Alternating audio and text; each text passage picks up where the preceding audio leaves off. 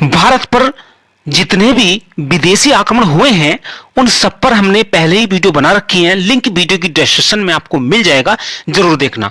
भारत पर सबसे पहला विदेशी आक्रमण कब और किस देश ने किया और उसका क्या परिणाम हुआ, साथ ही भारत सबसे पहले किस देश का गुलाम हुआ, इनकी सभी वीडियो आपको मिल जाएंगी। आज हम बात कर रहे हैं भारत पर हुए 7वें विदेशी आक्रमण यानी कि हुणों के आक्रमण के बारे में। हुण कौन थे, किस देश के थे, कहां से आए थे, किसके शासनकाल में उन्होंने भारत पर आक्रमण किया, इनकी डिटेल आपको मिल जाएगी और इसका क्या परिणाम हुआ इनके युद्ध का, वह भी आपको जानने को मिल जाएगा। साथियों, ऐसी वीडियो बनाने के लिए काफी पढ़ना पड़ता है, याद करना पड़ता है, तो प्लीज वीडियो को लाइक, चैनल को सब्सक्राइब जरूर कर लेना। आइए जानते हैं डिटेल में। सबसे पहले जानते हैं कि हुण कौन थे, कहां से आए थे। देखिए, दूसरी शताब्दी ईसा पूर्व में मध्य एशिया की विविध लड़ाकू जातियों में भारी उथल पुथल हो रही थी। ये आपस में एक दूसरे से लड़ती रहती थी, अतः इनकी संख्या भी बढ़ रही थी। इनकी कोई सभ्यता, संस्कृति, कोई स्थायी निवास नहीं था। इनमें शक, पहलव, कुषाण और हुण जातियां प्रमुख थी। इन सभी ने समय समय पर भारत पर आक्रमण किया और भारत पर राज किया। भारत पर हुणों का पहला आक्रमण गुप्त शासन के समय हुआ। कुमारगुप्त उस समय भारत के राजा थे और कुमारगुप्त के उत्तराधिकारी यानी कि कुमारगुप्त के राजकुमार, कुमारगुप्त के पुत्र स्कंदगुप्त ने वीरता पूर्वक उनसे लड़ाई लड़ी और हुणों को इतना मारा कि उनकी करारी हार हुई और वह भारत से भाग गए। और जब तक स्कंदगुप्त ने शासन किया 30 साल तक उन्होंने भारत की ओर मुड़कर भी न देखा।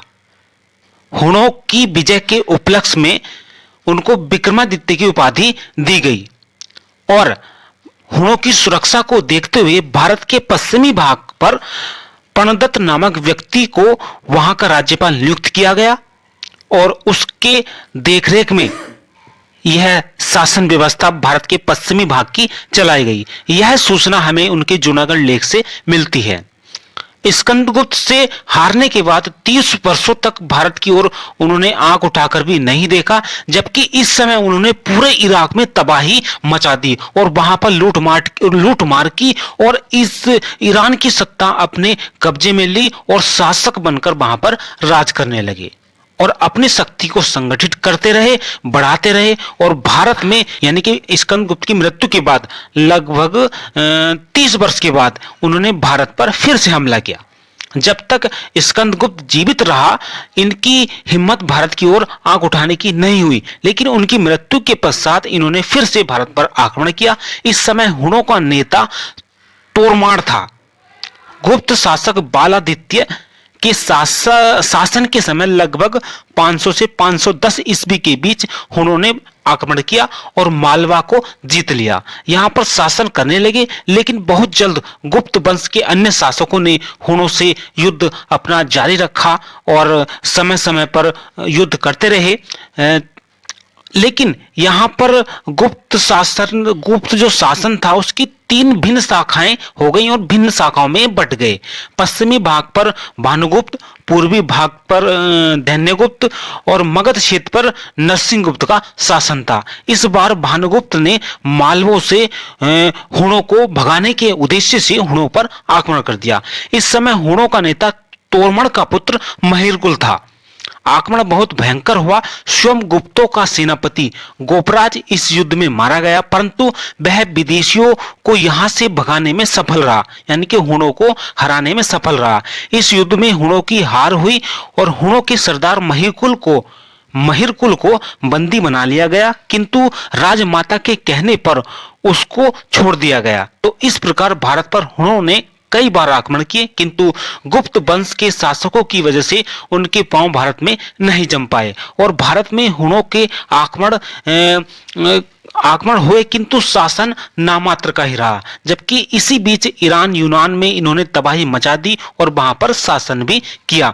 इन्होंने भारत में भी मंदिर तोड़े और कुछ ग्रंथों को जलाया, धार्मिक ग्रंथों को। ये एक बर्बर जंगली जाति थी, इसलिए इन्होंने तबाही ज्यादा मचाई।